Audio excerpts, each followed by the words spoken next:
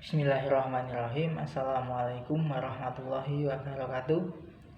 Teman-teman, apa kabar? Alhamdulillahirrahmanirrahim. Hari ini kita dapat berjumpa kembali dengan video UAS anak tunarungu.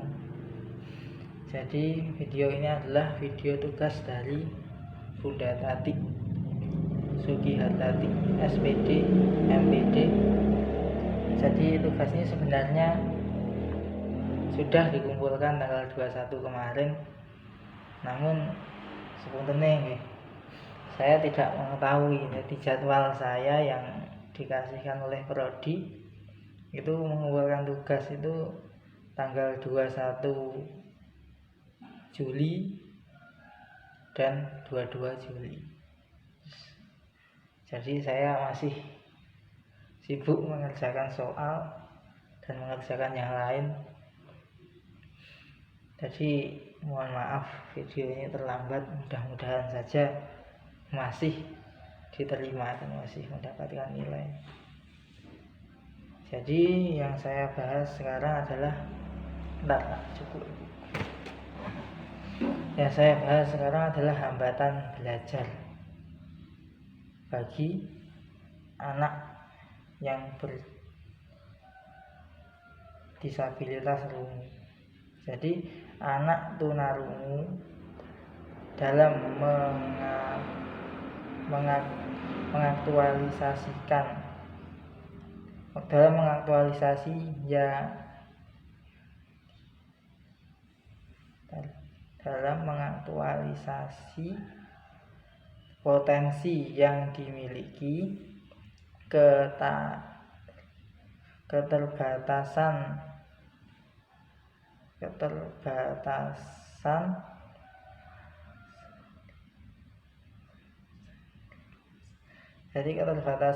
sering kali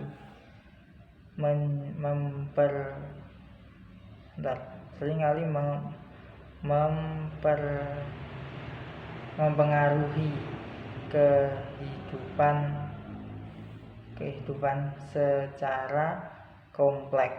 Jadi anak tunarungu itu dengan keterbatasan dia tidak dapat mendengar, itu tentu mempengaruhi semua. Jadi dampaknya itu mempengaruhi hampir semua itu secara kompleks ya. Jadi hampir semua itu terpengaruhi, baik individu maupun sosial. Jadi pengaruhnya dari individu maupun sosial.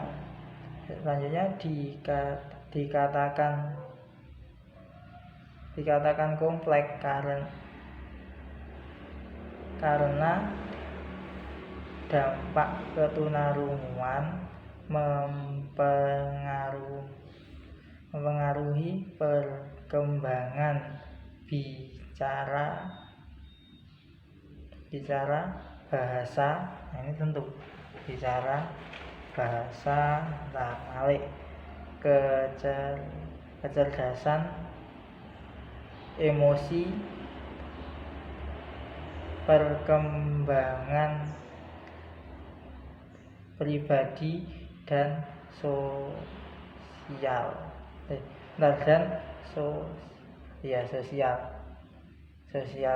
Jadi itu terhambatannya sampai di situ. Tetapi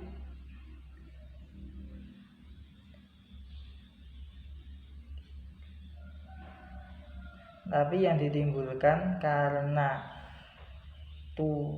tunarungu adalah terhambatnya komunikasi dengan sesama anak tunarungu maupun di sosial. Jadi mereka itu terhambat komunikasi itu baik sesama anak tunarungu maupun di sosialnya, di sesama teman-temannya.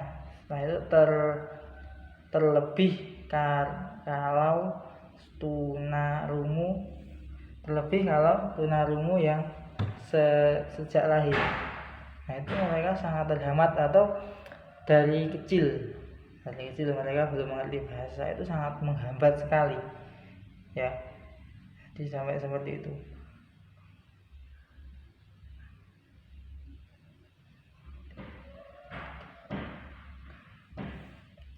Jadi mereka tidak akan mengembangkan bahasa. Jadi mereka tidak bisa mengembangkan bahasanya. Jadi selanjutnya adalah masyarakat dapat menimbulkan masalah seperti, nah ini masalah seperti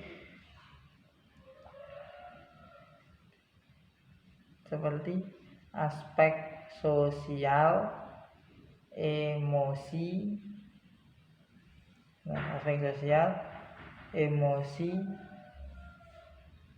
dan mental.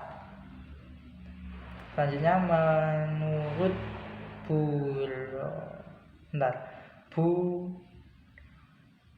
Boothroyd pada tahun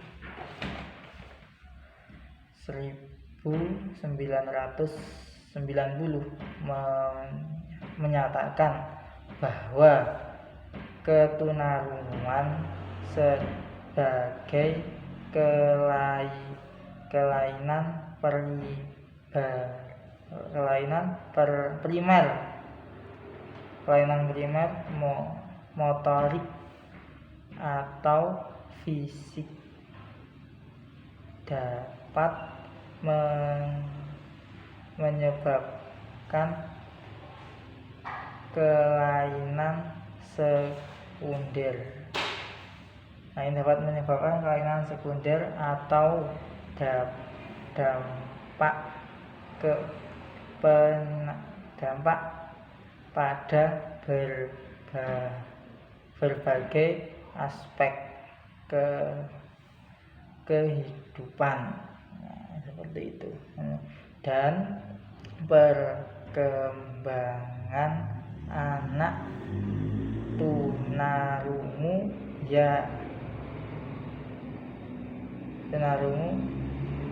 yaitu dampak dalam kemampuan berbahasa dan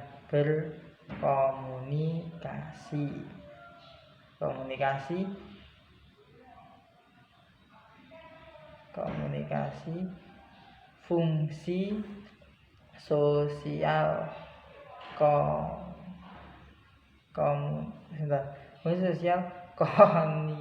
kognitif, emosi dan sebagainya. Itu menurut Boothroyd. Selain dari dampak di atas, ketunarunguan juga berdampak pada perkembangan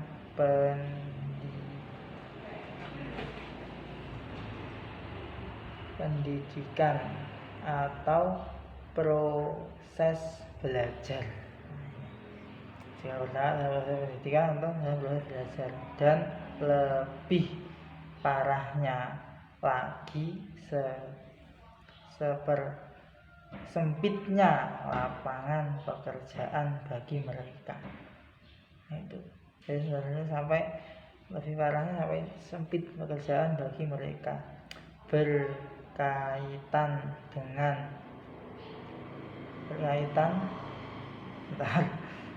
Berkaitan dari anak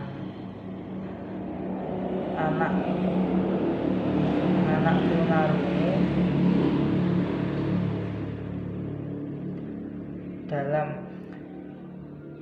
dalam mempersepsi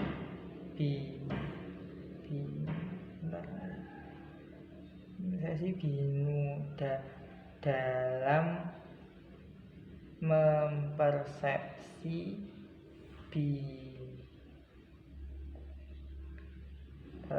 lingkungan di luar dari sebagian dalam proses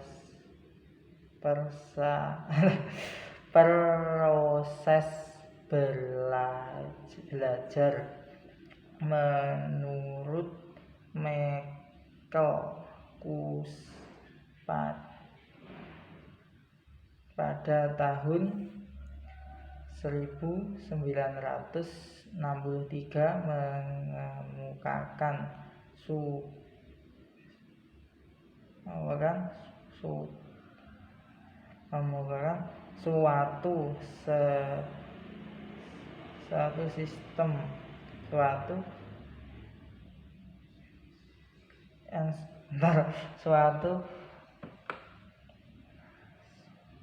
suatu asoli atau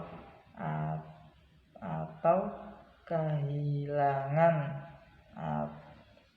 atau kemiskinan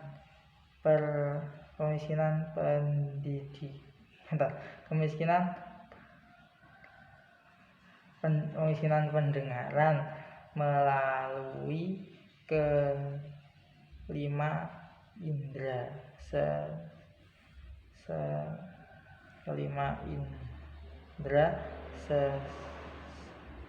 seseorang dapat memperoleh indera masing-masing perubahan selanjutnya terjadi pendidikan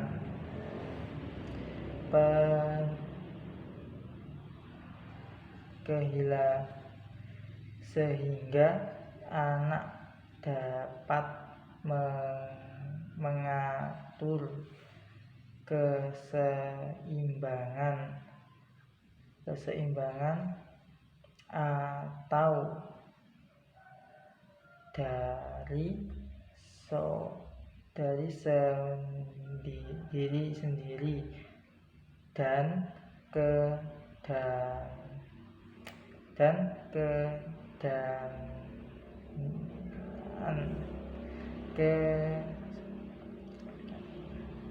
kelima indera bekerjasama dalam arti walaupun yang dirangsang hanya salah satu indera tersebut akan keperlindungan besar bahwa akan dari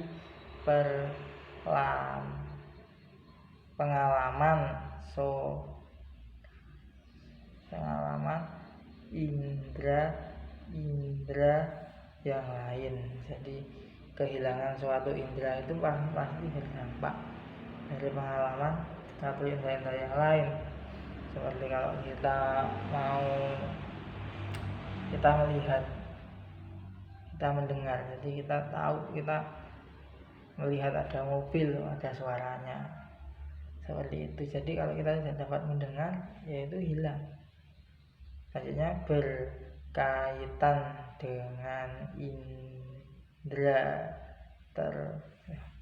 berkaitan dengan integritas indera di atas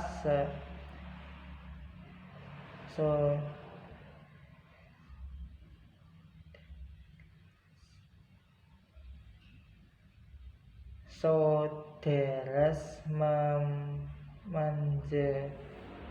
menjelaskan bahwa jika salah satu indera tidak berfungsi maka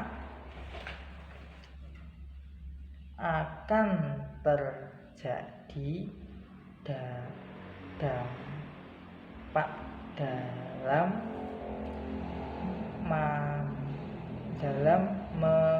memperoleh informasi dan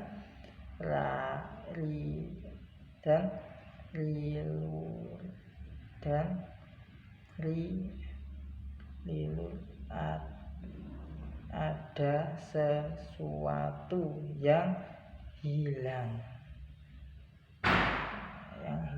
artinya sesuatu yang hilang artinya atau kurang.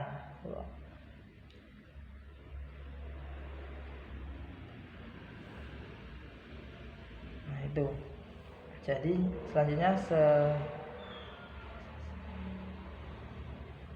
dengan sehingga masalah bukan hanya terletak pada kurangnya pendengaran melalui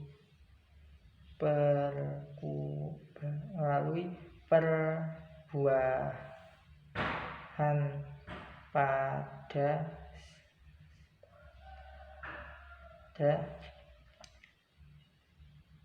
saraf yang meliputi kesadaran dan pemahaman tentang kejadian serta orang dalam lingkungan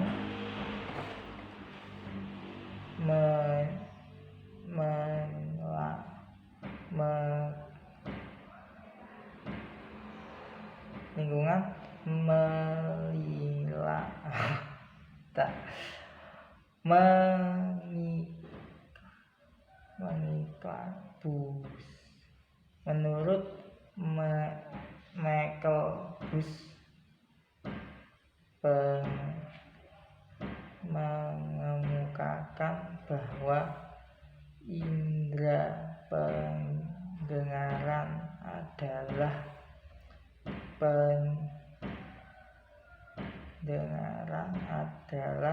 indera yang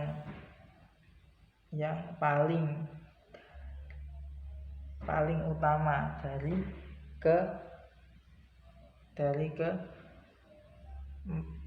empat indera yang lain. Jadi indera itu yang paling utama itu indera pendengaran dan indera penglihatan. Selanjutnya beralih ke indera perabaan, penciuman dan pengecap.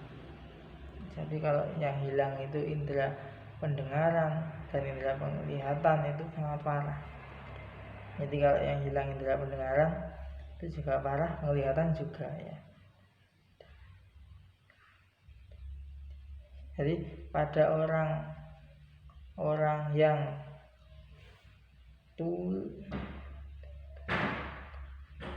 terganggu tuli maupun tuli indera nanti pada orang tuli itu indera penglihatan lah yang digunakan untuk menggantikan indera pendengaran. Jadi dia menggunakan indera penglihatan. Kebalikan dengan orang yang tunanetra. Kalau tunanetra itu yang digunakan adalah indera perabaan dan pendengaran.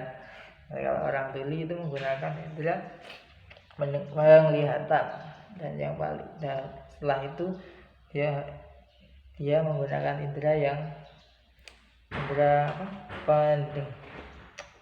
indera penglihatan dan menggunakan indera yang lain. Itu pada tuli yang parah. Tapi kalau pada tuli yang masih bisa mendengar, dia masih menggunakan indera pendengaran. Hambatan hal ini dapat mengakibatkan kurang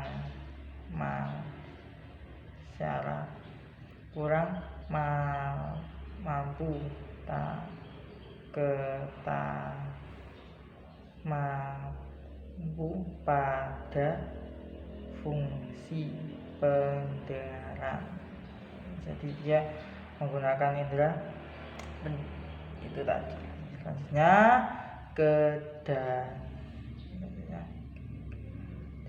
keadaan ini dapat mengakibatkan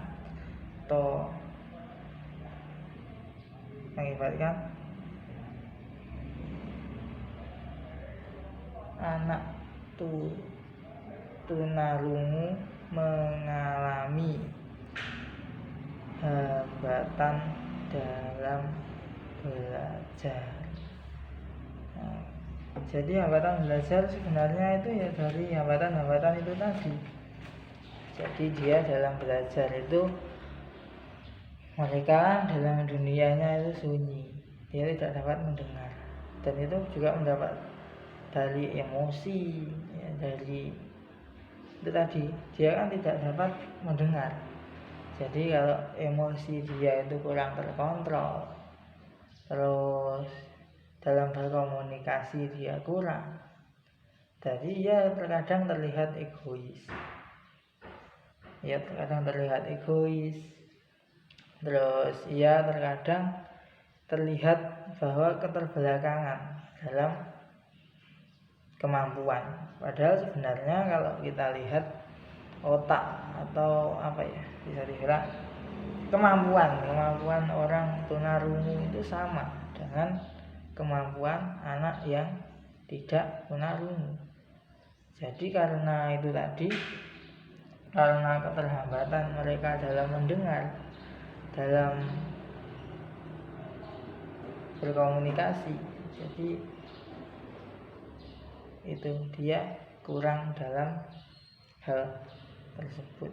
Jadi dia terlihat agak kurang mampu, padahal dia sebenarnya kemampuan intelektual sama dengan anak-anak yang seperti ini. Itu dari berbagai pendapat. Jadi dengan ketunarunguan menyebabkan seperti itu.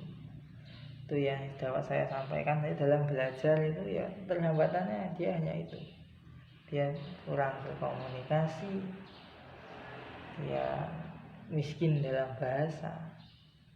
Nah itu yang dapat saya sampaikan. Mudah-mudahan bermanfaat. Semoga teman-teman tetap dalam keadaan sehat walafiat. Akhirul kalam. Assalamualaikum warahmatullahi wabarakatuh.